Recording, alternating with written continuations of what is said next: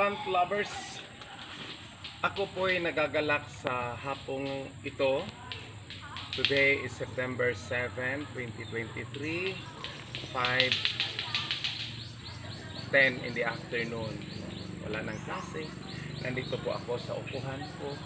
Kung makikita natin, napapansin natin mga plant lovers, ang daming bunga ng upo ko. Tingnan nyo dyan. Doon. Okay. Marami pa dyan nakatago sa ibabaw. Hindi pa sila nakabitay. Ibibitay ko yan mamaya. So harvestable na ang size natin. Yan, dalawa. Ito ang laki-laki. Dito. Dyan, marami dyan.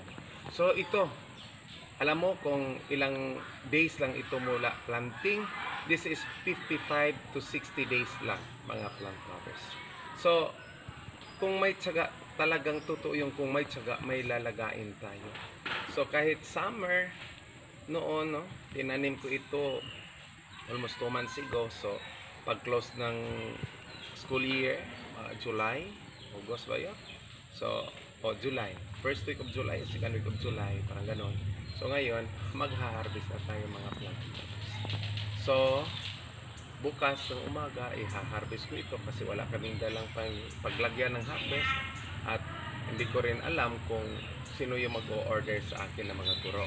So antabayan na natin bukas, i-harvest ko ito at magkaroon tayo ng para malaman natin kung ilang bunga ang makuha natin sa first harvest sa ating upo na 60 days old, mga plant lovers. Yan lang muna sa hapong ito, update. Maraming salamat po. Roger Balarosa, huwag kalimutan. Bye-bye!